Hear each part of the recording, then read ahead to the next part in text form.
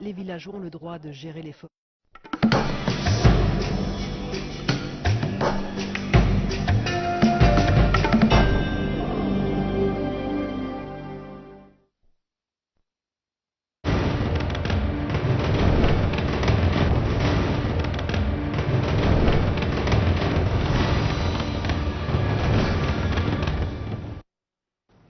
Mesdames, Messieurs, bonsoir à toutes et à tous. L'invité, les 25 et 26 mai 2022, le Sénid de Faso, Iriwaton, célébrait le 31e anniversaire de sa création. Une célébration qui intervient dans un contexte de sanctions injustes et illégales prises contre le Mali à la quête de sa souveraineté et de son indépendance. Il faut le dire, confisquée et de sa dignité bafouée. Aujourd'hui, 27 mai, Mesdames, Messieurs, nous avons trouvé nécessaire d'inviter Maître Maître Muntakatal, président du Sénat de Faso Iriwaton, l'une des plus grandes figures du mouvement démocratique qui fera chuter le régime de Moussa Traoré. Là, nous étions dans les années 1990-1991. 30 ans après, mesdames, messieurs, 2020 précisément, nous retrouvons le même Maître Tal, grande figure du M5 RFP, ce vaste mouvement qui donna le ton pour le départ du régime d'Ibeka.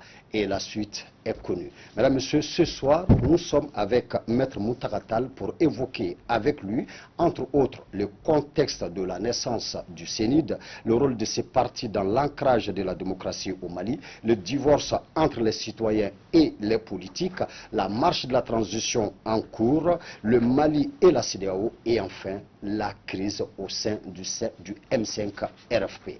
Maître Tal, bonsoir et bienvenue. Bismillahirrahmanirrahim. Bonsoir à vous, bonsoir à celles et ceux qui nous suivent et merci de votre invitation. Nous vous remercions de l'avoir accepté parce que nous ne pouvions vraiment pas passer toute la semaine du 25 mai qui est aussi une journée chargée d'histoire parce que c'est la journée de l'Afrique, c'est aussi la journée qui célèbre la naissance aussi du Sénid et donc passer cette semaine-là sans vous appeler pendant que les pays traversent quand même des difficultés énormes, cela ne nous semblait vraiment pas juste. Permettez-moi seulement, Maître Tal, à l'entame de cette émission, de saluer particulièrement un professeur qui a été un professeur pour nous qui avons fait la flash.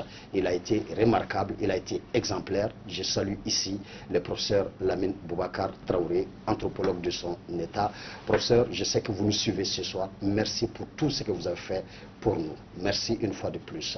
Alors, Maître Tal, après 30 ans d'animation de la vie publique malienne, ce soir, quel sentiment vous anime personnellement?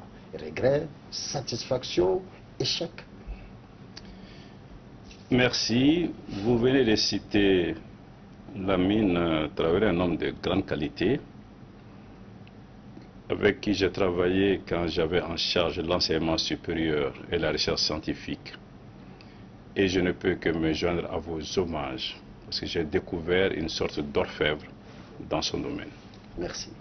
Merci. Vous savez, vous avez parlé de 30 années.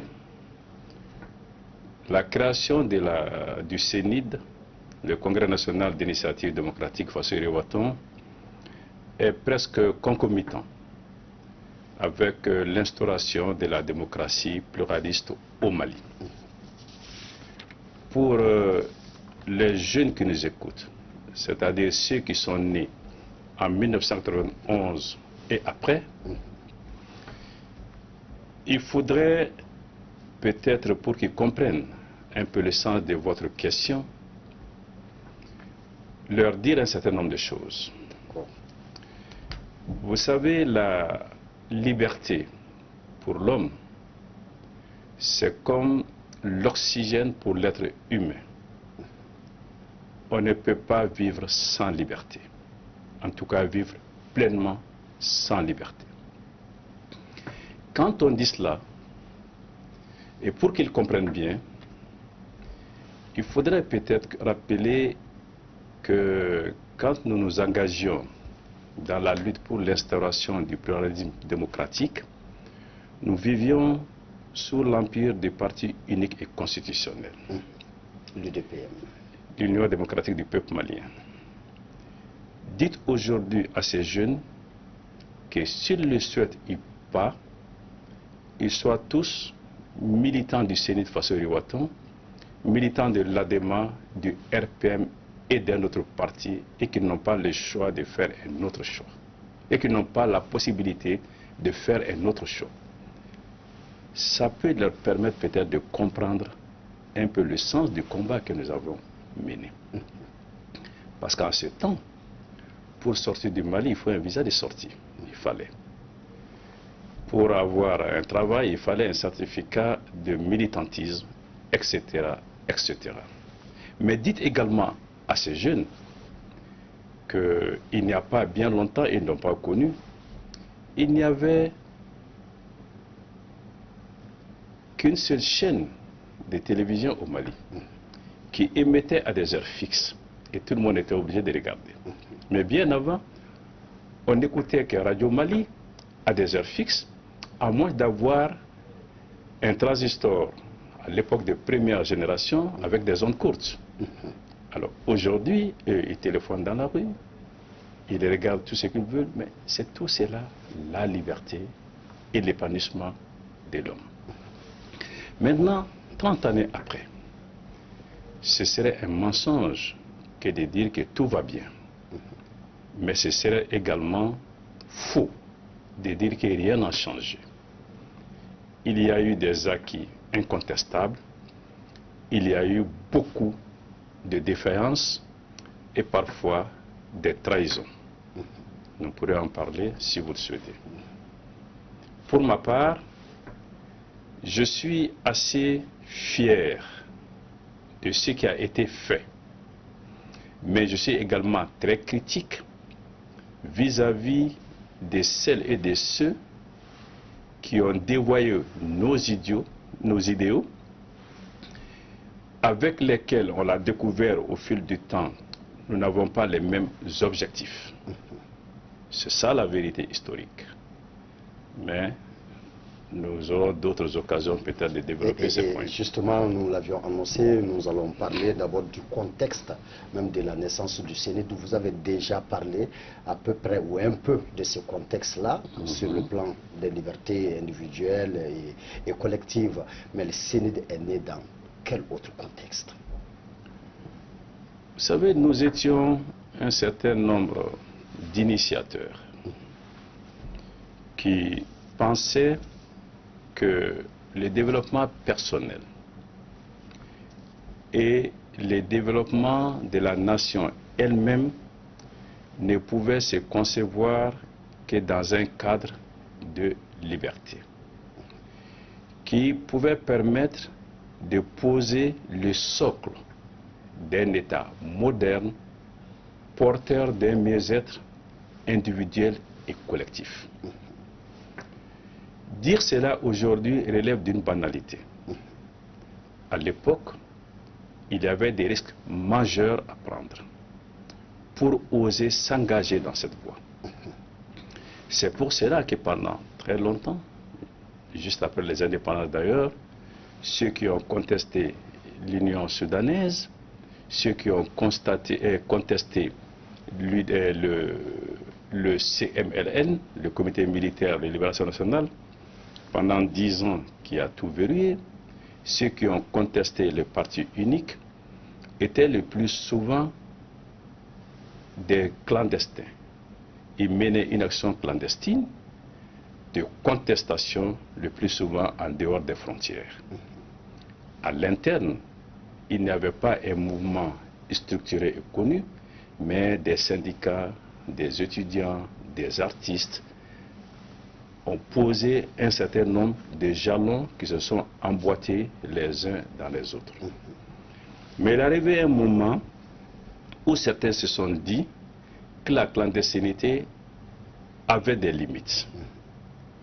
Et quelquefois, pour certains, que c'était un prétexte. Et qu'il fallait faire un saut qualitatif. C'est-à-dire demander le pluralisme démocratique à visage découvert. Accepter d'être une opposition à visage découvert et prêt à assumer tous les risques qui en découleraient pour le Mali, et rien que pour le Mali. C'est dans cette perspective que les initiateurs se sont réunis en Assemblée générale un jour d'octobre 1990 pour lancer le CENID Association. Le CENID Association, suivi une semaine plus tard de l'ADEMA Association, et avec d'autres entités engagées pour la même cause, le 22 mars 1991, nous nous sommes mis ensemble pour créer la coordination des organisations et associations démocratiques, dont la lutte a été parachevée le 26 mars 1991 par un groupe d'officiers réunis dans le CRN. Voici factuellement et temporellement le contexte dans lequel le CENID a été créé. Et par la suite, nous avons continué ce combat difficile, donc jusqu'au 26 mars. D'accord. En tout cas, pour la nouvelle génération, ceux qui n'étaient pas là, parce que vous avez dit, hein, ceux qui sont nés dans les années 1990-91 ou qui sont nés après, personnellement, je les appelle ceux qui n'étaient pas là. Aujourd'hui, ceux qui n'étaient pas là trouvent que ce mouvement démocratique n'avait aucun idéal, que son combat n'était autre chose que autre-toi, que je m'y mette en témoin, par exemple, l'émiettement en fait de ce mouvement. Quand on prend toutes les grandes formations à l'origine, alors d'autres formations politiques sont sorties de ces grandes formations-là, et quand on regarde à l'époque ce qui était dit entre Korlenfer, Foukoura, déjà, on parlait de Malikoura depuis cette époque-là, on parlait de la bonne gouvernance à l'époque, on parlait de la lutte contre la corruption à l'époque. Eux, ils ne voient aucune différence dans les comportements et dans les discours. Qu'avez-vous à leur répondre maintenant? Je voudrais dire deux choses. La première, c'est que c'est un tort de considérer que l'émiettement traduit le manque d'idéal. On ne peut pas vouloir le pluralisme et en même temps le monolithisme. Nous nous sommes battus contre le monolithisme. C'est pour ça aujourd'hui, vous avez des dizaines de milliers d'associations, des centaines de partis politiques, des dizaines de syndicats, des centaines de radios, des centaines de journaux, etc., etc. Donc, croire que le monolithisme traduit une communauté d'idéal est à l'antipode du combat que nous avons mené. À l'inverse, ceux qui disent cela ont totalement, mais partiellement raison. Parmi ceux qui ont prétendu porter l'idéal démocratique, il y en a pas mal qui ont trahi ces idéaux. Que n'a-t-on observé comme comportement inacceptable, innommable, en termes de reniement, de retournement de veste, de mensonges, de corruption, de course vers le gain, d'élections frauduleuses, etc., etc. Voyez-vous, tout en étant un acteur politique, j'ai été parmi les premiers et ceux qui, de façon constante, ont dénoncé ce comportement qui finissent par décrédibiliser toute la classe politique, mais à tort. À tort pourquoi? Cette fois-ci, j'ai dit qu'ils avaient partiellement raison. Ils ont procédé à des généralisations, comme pour dire toute la classe politique est pourrie. C'est injuste et ce n'est pas vrai. Il n'y a aucune catégorie socio-professionnelle au Mali où tout le monde est bien, où tout le monde répond à tous les critères de bonne qualité. Mais il n'y a pas aussi de classes socio-économiques politiques au Mali où tout le monde est mauvais, Ça n'existe pas. Dès que l'on se met dans les généralisations, on tombe dans les abus. Et quand on est dans les abus, on tombe dans l'injustice et dans les jugements viciés. C'est pour cette raison que dans tout ce que l'on dit, il faut savoir séparer le bon grain des livrets. Il y en a partout. D'accord. Alors maintenant, nous allons parler du CENID et de l'ancrage de la démocratie. Il y a même un fonds, où on peut dire qu'il y avait un fonds dédié aux partis politiques pour qu'ils puissent former à la citoyenneté, former à la démocratie. Et aujourd'hui, nombreux sont les Maliens qui disent que le plus grand problème de notre pays, c'est la mauvaise compréhension même de cette démocratie-là. Alors, le CENID a mené quel combat dans ce sens-là, de 1992 maintenant à aujourd'hui, dans le sens de l'ancrage démocratique? Quel fait d'armes pourriez-vous nous rappeler ici? Je ne sais pas si je dois commencer par le début ou par la fin. D'accord. Il y a des choses à dire, mais ôte-toi que je me mette. Qu'as-tu fait pour la démocratie? Je pense que depuis 30 ans, je ne dis pas qu'on n'a pas commis des erreurs, mais on a été rarement pris à défaut. En tout cas, j'ai pu dire que nous avons tout fait pour ne pas nous écarter du droit chemin. En 1992 déjà, après les premières élections pluralistes, le CENID a dénoncé la fraude électorale dès 1992, avec les moyens de remettre le processus électoral en cause. Mais qu'avons-nous dit? Après un grand meeting au stade Omnisport, nous avons été invités, je crois que c'était la première fois qu'un homme politique vienne sur le plateau du 20h de ce qui était la RTM à l'époque, pour nous demander ce que nous souhaitions faire pour la suite. Nous avons dit que nous avons la ferme conviction d'avoir été déclassés, d'avoir été victimes d'une fraude, mais que pour le Mali et sa stabilité, nous acceptons. Et que désormais, nous allons assumer notre rôle dans l'opposition. Ce n'était pas une décision facile à prendre. Et rarement cela a été fait, même 30 ans après. Mais c'était la première fois. Pas seulement au Mali, mais dans la région ouest africaine.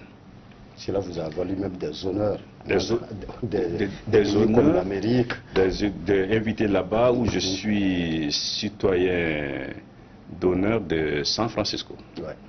J'ai invité pour cela. Mais ce n'est pas tout. Après, c'est offert à nous ce qu'on peut considérer comme une voie de facilité. On nous a proposé juste de prendre un crayon, de signer un document qui s'appelait le pacte républicain, en être partie signataire pour être membre éminent du gouvernement. Nous avons dit non. Nous avons des visions différentes, des pratiques différentes, et nous avons intérêt aujourd'hui à enseigner par notre comportement la démocratie aux Maliens.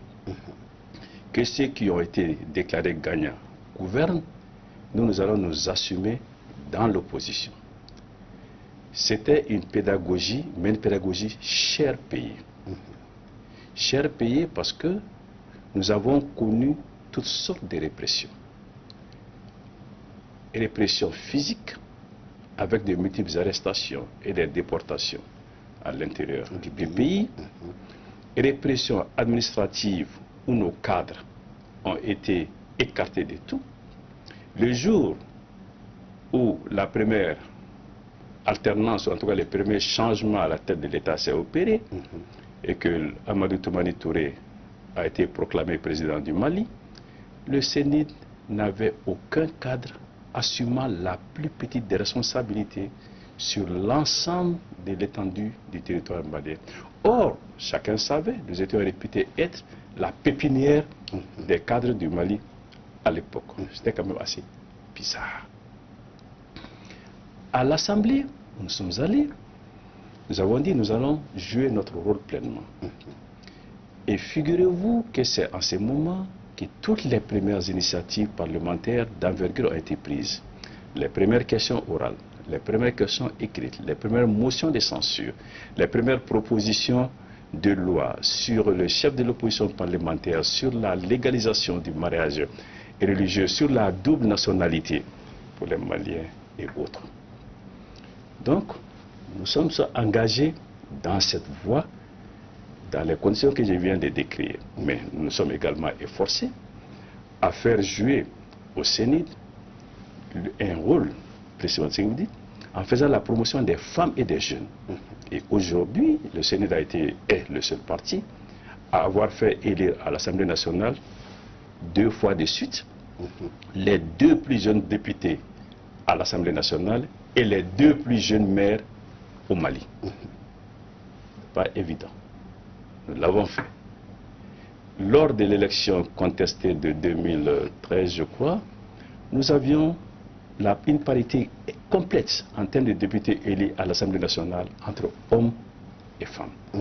Je pourrais continuer à en dire, mais je viens maintenant au dernier point. Vous savez, un parti politique, c'est, entre autres choses, la conquête et l'exercice du pouvoir politique. En 2020, le CENID a eu le courage de dire plutôt avoir 0 député que de participer à une mascarade qui va conduire à des affrontements et à la descente du Mali dans les enfers. Dans les enfers. Ouais. Un parti qui accepte de dire cela et de le faire à des convictions démocratiques assises. J'en profite alors pour saluer et les militants, et les sympathisants, et les responsables du CENID qui ont osé, dans la durée, assumer un tel comportement, ou adopter un seul comportement et assumer les conséquences politiques. D'accord. En tout cas, on voit l'opposant Tal très actif durant les 10 ans du président Alpha Oumar Konaré. On a vu même l'incendie de votre cabinet en 1997. Effectivement, nous nous rappelons la première motion de censure qu'a connue notre Assemblée nationale. Nous nous rappelons même un fait. Il s'agissait c'était quand même en 1997, je ne me rappelle pas trop, c'était après quel événement, mais il y avait une crise politique intense dans le pays et où l'opposition et le président Konaré devraient s'asseoir et parler. Vous avez refusé d'aller à ces rencontres-là parce que vous n'étiez même pas prêt à appeler Alpha président. Et lui aussi exigeait en contrepartie que vous l'appeliez d'abord président pour qu'il y ait alors ces échanges-là. Mais à partir de 2002, où est passé ces grands opposants? Parce que nous ne l'avons plus vu presque dans l'opposition, si ce n'est pas à partir de 2020. Que s'est-il passé? Parce que pour certains, Alpha vous a tellement fait souffrir. Vous avez tellement été déplumé, vous avez manqué tellement de tout, que cette galère de 10 ans, vous ne voudrez plus jamais la revivre. Alors, d'abord, je commence cette fois-ci par la fin. Vous savez, quand on vient en politique pour en faire un tremplin personnel, on peut avoir peur d'assumer ses responsabilités, notamment si on doit aller dans l'opposition. Excusez-moi de le dire, mais cela correspond juste à la vérité. Je n'ai jamais été aussi prospère personnellement que quand j'étais pas dans la politique. Je ne suis pas venu en politique démuni. J'avais un cabinet d'avocats qui marchait très bien et je n'avais besoin de rien de ce point de vue. Donc ce n'est pas la peur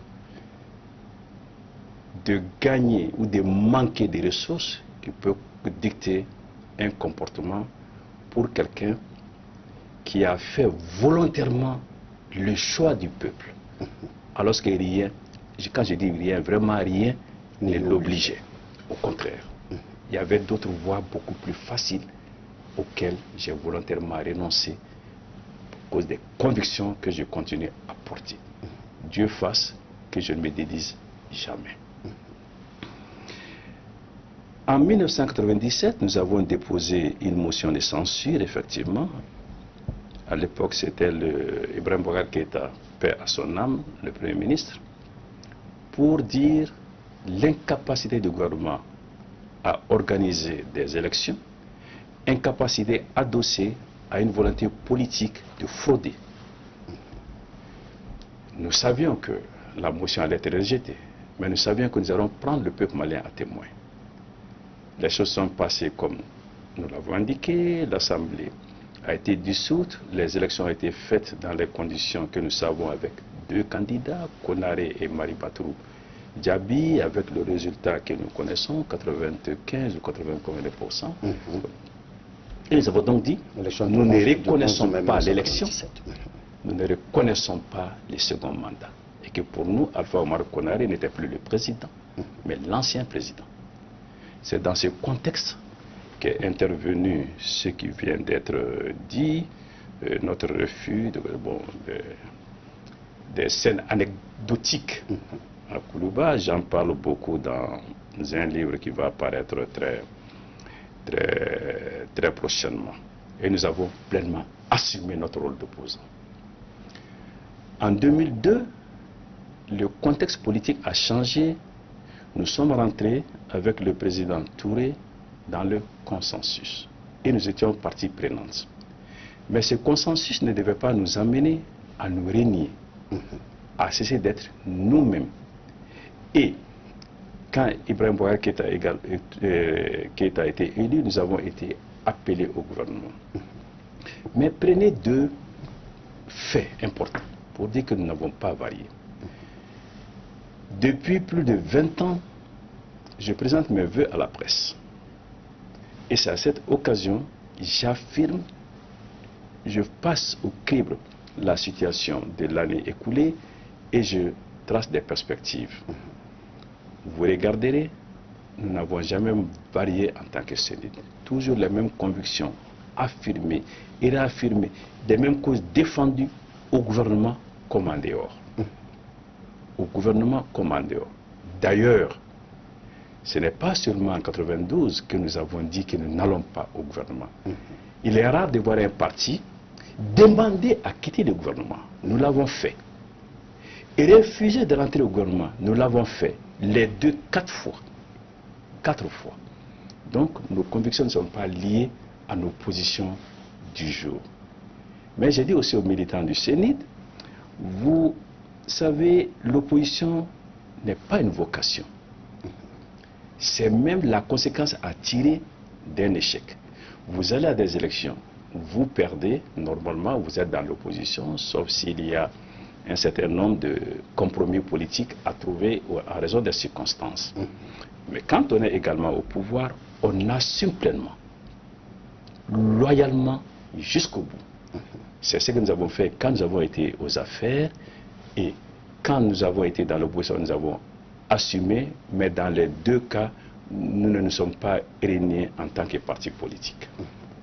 D'accord. Maintenant, nous allons voir quand même le divorce criard aujourd'hui, regrettable, entre la classe politique et le peuple malien, qui ne croit plus en l'homme politique. Nous aimerions d'abord savoir quelle est la conception même de Maître Tall de la politique. D'abord, parce que vous l'aviez dit tantôt, que voilà, les partis politiques sont là pour l'exercice du pouvoir, la quête et l'exercice du pouvoir. Et effectivement, nous avons l'impression que la quête et l'exercice du pouvoir seul intéressent l'homme politique malien. Quelle est votre conception de la politique et comment expliquez-vous aujourd'hui ces fossés entre les peuples et les politiques? Vous savez, je ne cesserai jamais de dire que quel que soit les cas envisagés, discutés ou vécus, dès lors que l'on tombe dans les généralisations, on sort de la raison. Personne de bonne foi n'oserait nier aujourd'hui qu'il y a un fossé grand, béant, entre la classe politique et les citoyens. C'est clair et c'est net. Mais il y a deux voies réductrices qu'il ne faut pas perdre, qu'il ne faut pas prendre. Un, ce n'est pas toute la classe politique qui doit être remise en cause ou en question. Je le répète, ça ne sera pas juste. C'est pour cela que j'ai eu plus d'une fois l'occasion de dire qu'il faut faire passer tous les hommes politiques par ce que j'appelle les scanners politiques. Voir ce que chacun a fait ou ce que les uns et les autres n'ont pas fait et qu'ils devaient faire. C'est à partir de ce moment qu'on aura un jugement avisé. Mais dire tout le monde est mauvais ou tout le monde est coupable en ben nodo est une attitude dont il faut se méfier, se débarrasser. Je dis ce n'est pas également que la classe politique. Il ne me viendra jamais à l'idée de nier le rôle néfaste joué par beaucoup d'hommes politiques qui se sont comportés plus en politiciens qu'en homme politique, à plus forte raison qu'en homme d'État. Je suis d'accord. Mais il faut également, pour être juste et pour affiner l'analyse, considérer qu'au-delà de la classe politique, c'est la gouvernance dans notre pays qui est décriée. Parce que de notre indépendance à aujourd'hui, on a relevé des failles profondes dans la gouvernance. Et quand on parle de gouvernance, bien évidemment, on parle de gouvernants, de ceux qui ont gouverné. Qui a gouverné au Mali? La classe politique, bien évidemment. Mais depuis 1968, elle n'a jamais gouverné seule. Elle a gouverné avec la société civile, qui était là dans tous les gouvernements. Elle a gouverné avec les porteurs d'uniformes, qui étaient là dans tous les gouvernements depuis 1968. Les jeunes et les aînés ont contribué, ont participé à cette gouvernance. On ne le sait peut-être pas souvent, on l'oublie. À l'exception d'Ibrahim Boubacar Keïta, tous les présidents du Mali sont arrivés aux affaires jeunes, en 32 et 42 ans. C'est le cas de Modibo Keïta, c'est le cas d'Alpha Omar Konaré, c'est le cas d'Amadou Toumani Touré, c'est le cas même des présidents de transition. Ouais. Là aussi, à l'exception de tous. Il y a aussi les femmes et les hommes. Maître, permettez-moi de dire, même Soundiata est arrivé au pouvoir très jeune. Très jeune. Bon, donc, c'est pour ça que ce débat des tournages générationnels me paraît un peu surréaliste. Je ne sais pas de quoi il s'agit. Donc, c'est tous ceux-là qui ont gouverné ensemble, qui ont commis des fautes ou qui ont réussi un certain nombre d'autres choses qui sont des acquis aujourd'hui. La preuve, c'est qu'aujourd'hui, des hommes politiques, des membres de la société civile, des militaires dorment en prison pour les fautes qu'ils ont commis quand ils gouvernaient. C'est de tout cela qu'on doit tirer les enseignements pour aller vers un nouveau pacte social que nous appelons aujourd'hui la refondation qui est en cours. D'accord. Comme bientôt on va parler en fait du choc ou des tensions entre le Mali et la CEDEAO, et si on faisait une pause bilan de la transition en cours, lesquels nous présenteriez-vous, maître? Vous savez, en si peu de temps, on ne peut pas faire un bilan, mais une évaluation peut-être à mi-parcours. Maître, comment à mi-parcours? Un premier délai complètement fini, si malgré tout on ne peut pas faire de bilan, c'est compliqué. D'accord, parce que je pensais qu'on parlait du bilan de la refondation. Si vous parlez du bilan de la transition, de la rectification. Le bilan de la transition, ce n'est pas à mi-parcours, mais voilà. Évaluons en cours de chemin. D'accord. En cours de chemin. Vous savez, je pense qu'il y a aujourd'hui 3 choses qu'on ne peut pas contester. La première me semble être d'une importance primordiale. Le Mali aujourd'hui, on le soutient ou on le combat, on l'aime ou on ne l'aime pas, mais on les respecte. Nous n'étions pas respectés. Nous étions méprisés. Nous étions piétinés. Aujourd'hui, nous pouvons être combattus, mais nous sommes respectés. Parce que nous avons été à la quête de notre indépendance, de notre souveraineté, de notre dignité et du respect dû à nos autorités. Tout à fait. Aujourd'hui, il y a là des acquis fondamentaux. Je répète, on peut nous combattre, mais on ne peut pas ne pas nous respecter aujourd'hui. On peut ne pas nous comprendre, mais on ne peut pas ne pas nous respecter aujourd'hui en tant que Malien. Cet acquis est fondamental. La deuxième chose, c'est que nous faisons des progrès spectaculaires en matière de sécurité. Je ne suis pas en train de dire que l'insécurité est complètement vaincue. Il y aura encore des attaques. Malheureusement, il y aura des victimes, civiles ou militaires. Mais la sécurité gagne aujourd'hui du terrain. Hier, c'est l'insécurité qui gagnait du terrain. C'est un acquis important. La refondation est en marche. Avec des actes qui sont posés quotidiennement pour aller vers un Mali autre, un Mali courant. Mais pour autant, je ne suis pas un doux rêveur. Il y a des insuffisances, il y a quelquefois des retards importants. Tout ce que nous faisons aujourd'hui, c'est fait dans un cadre de relations difficiles avec nos partenaires, qui ont conduit d'ailleurs à l'embargo. Et mécaniquement, l'embargo, ce sont les difficultés pour la vie quotidienne, la baisse du pouvoir d'achat, des gens qui auront faim, qui ont soif. C'est un fait. On ne peut pas aujourd'hui l'occulter, c'est la conséquence de la quête de notre indépendance et de notre souveraineté. Mais les habitudes aussi ont la vie dure. Croire que le simple changement intervenu en août 2020, ou la rectification, va créer le Malien nouveau, est un leurre. Il faut faire encore avec les résistances, avec les habitudes, avec les blocages, mais il faut tenir bon et avancer, ce qui fait qu'aujourd'hui, il y a des choses que nous avons dénoncées, que nous avons combattues, qui persistent encore, quelquefois d'ailleurs, qui prend de l'ampleur parce que nous sommes dans une période de transition. Mais aussi une relation internationale, je l'ai dit. Aujourd'hui, je pense que le Mali doit réussir à prendre toute sa place dans le concert des nations et mener tous ses combats dans ce cadre, pas en dehors.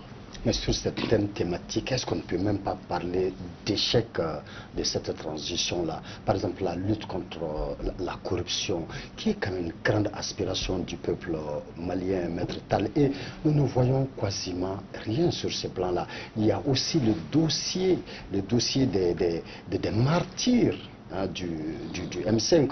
Voilà. Et avant que le M5 soit au gouvernement, alors ça ne parlait que de ces dossiers-là. Et maintenant, c'est le M5 même qui est au gouvernement. Qu'est-ce qui traîne finalement? Les gens veulent vraiment comprendre. La lutte contre la corruption est un des chantiers les plus emblématiques et un des défis les plus forts à relever par la transition. J'ai toujours dit que la lutte contre la corruption repose sur 3 piliers. D'abord, une volonté politique claire, affirmée, nette, de lutter contre la corruption. Des organes de contrôle à la hauteur de leur mission. Et troisièmement, une justice déterminée à endiguer le mal ou à enrayer complètement le mal. Tout cela ne s'improvise pas. Aujourd'hui, il y a des dossiers qui sont devant la justice, mais comme en matière de météo, il y a le temps qui fait, il y a le ressenti du temps qui fait. Les Maliens pensent honnêtement aujourd'hui que la lutte contre la corruption n'a pas atteint sa vitesse de croisière. Si nous sommes conscients de cela, nous devons, tout en respectant les droits de chacun, mettre le turbo, aller encore plus vite, plus fort et donner des gages. Tout cela ne doit pas être soporifique. Il doit avoir des résultats concrets.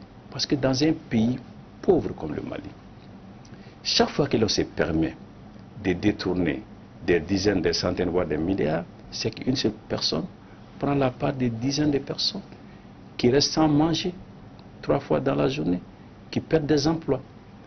Et cela n'est pas acceptable. Nous devons faire mieux dans ce domaine. S'agissant des martyrs, aujourd'hui, des procédures ont été engagées, des personnes ont été inculpées de haut niveau, mais nous devons là aussi faire mieux et faire plus vite, notamment en termes de loi d'indemnisation et de mise en application de cette loi des victimes et en termes de justice à rendre pour ce qui s'est passé. Il ne suffit pas de dire nous avons commencé les poursuites. Ce que les Maliens attendent de dire, c'est qu'une décision judiciaire a été rendue. Étant de la famille, j'ai conscience que c'est difficile, que c'est lent. Le temps de la justice, le tempo de la justice n'est pas celui attendu forcément par le commun des Maliens. Mais quand on gouverne, on doit intégrer toutes ces données. D'accord. Finalement, rien ne va entre le Mali et la CEDEAO. La preuve est là, nous vivons sous embargo depuis presque 6 mois. Maître Tal, est-ce que les lignes sont en train de bouger? Est-ce que le dénouement est très prochain? Et un grand débat s'est invité sur la place publique. Faut-il quitter tout simplement la CEDEAO? Alors, le plus difficile est fait entre nous et la CEDEAO. Le goulot d'étranglement était de savoir quelles sont les tâches à conduire à terme impérativement pendant la transition pour éviter que nous nous retrouvions dans la situation que nous avons dénoncée et combattue. Il fallait qu'entre nous et la CEDEAO, on puisse lister très clairement ces tâches. Ce n'est pas facile du tout. Parce que quelqu'un peut considérer, c'est le cas du Mali, si je ne fais pas cette tâche, je n'aurai pas accompli la mission qui est mienne pour la transition, pendant que la CEDEAO peut dire non, cela peut attendre le prochain régime. Mais après de longues discussions techniques et politiques, un accord a été trouvé sur ces tâches. C'est le plus difficile. Maintenant, devant chaque tâche, il faut un délai. Et c'est ce qu'on compile pour dire voilà le temps qu'il faut. C'est là aujourd'hui qu'il y a des difficultés. 24 mois, 16-18 mois, un gap de 6 à 8 mois. Moi, j'ai toujours dit que j'ai confiance en la diplomatie. J'ai confiance à la facilitation toujours. Et je gage que nous allons sortir de cette situation pour répandre dignement d'abord, mais aussi pleinement notre place dans la CEDEAO et dans les concerts des nations. Ça promet le 4 juin, maître? Je ne suis pas au cœur des discussions pour dire la vérité. Je le pense, je le souhaite ardemment. Ce qui est la réponse à votre deuxième question. Devrons-nous quitter la CEDEAO? La CEDEAO. Ma réponse est claire, c'est non. C'est non. Pour ceux qui pensent le contraire, qui militent pour le contraire, je souhaite qu'ils prennent 1 minute juste pour écouter les raisons de mon non. La crise malienne a été un profond révélateur du malaise qui prévaut au sein de la CEDEAO. Et même aujourd'hui, du caractère inadapté de la CEDEAO aux réalités dans les États membres. Je le sais pour avoir conduit beaucoup de discussions entre la CEDEAO et le M5. Alors, donc la CEDEAO est dans une situation aujourd'hui où elle est contrainte ou de se réformer ou de périr. Je suis convaincu que les chefs d'État, pour lesquels j'ai beaucoup de respect, vont choisir la voie de la refondation de la CEDEAO. Et puisque c'est arrivé par le Mali, je pense que le Mali doit prendre le leadership de cette refondation. Parce que si nous ne le faisons pas, si nous disons simplement nous en allons, nous aurons trahi tous ces peuples de la CEDEAO et d'ailleurs d'autres Africains qui ont cru et qui ont soutenu le combat que le Mali mène. Nous n'avons pas le droit de les abandonner en rase campagne. Nous pensons qu'il y a des ordures dans la case CEDEAO, mais on ne peut pas nettoyer du dehors. Il faut que nous soyons dedans pour balayer, pour nettoyer, pour mettre de l'ordre. En clair, moi je pense que le Mali doit poursuivre maintenant son combat à l'intérieur en se trouvant des alliés à l'interne.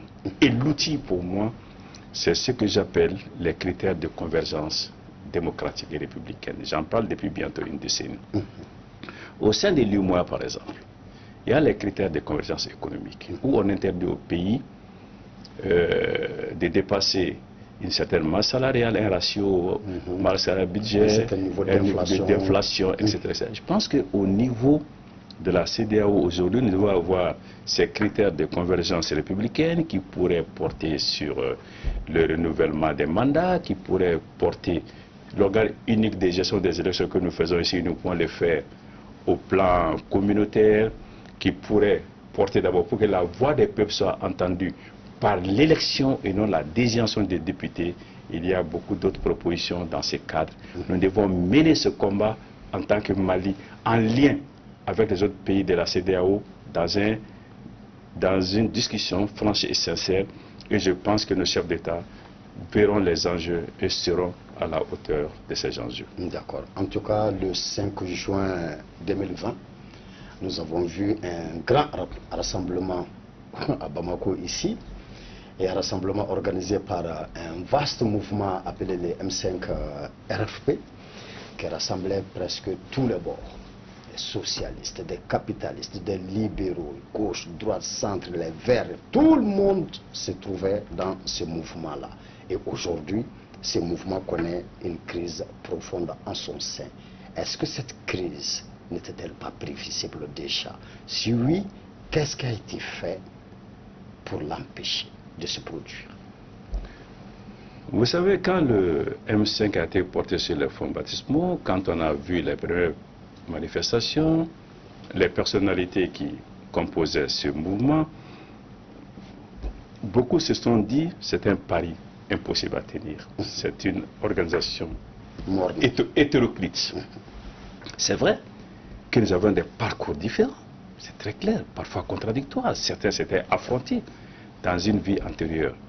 Mais on a fait de ces différences la force principale du M5 pour atteindre le changement de régime qui était notre objectif clairement, un de nos objectifs clairement affirmé.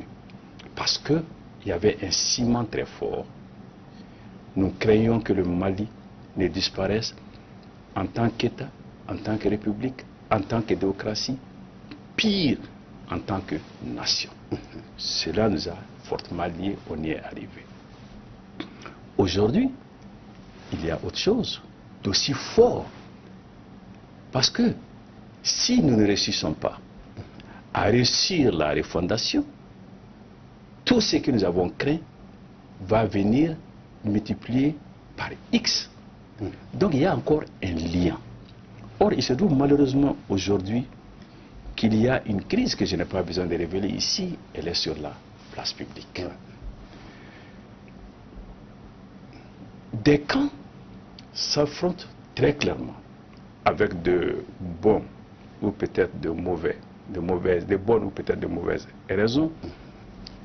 Pour ma part, je rassure déjà, je n'appartiens à aucun camp. J'ai clairement joué la carte de la conciliation, de la médiation et de la réconciliation. Justement, permettez-moi, maître, est-ce que de passage pourriez-vous nous dire quel est votre poste justement au sein du M5? Au sein du M5, quand le problème de responsabilité s'est posé, j'ai souhaité n'en prendre aucune. Je ne suis ni président, ni vice-président, ni porte-parole, ni secrétaire de XYZ pour une raison.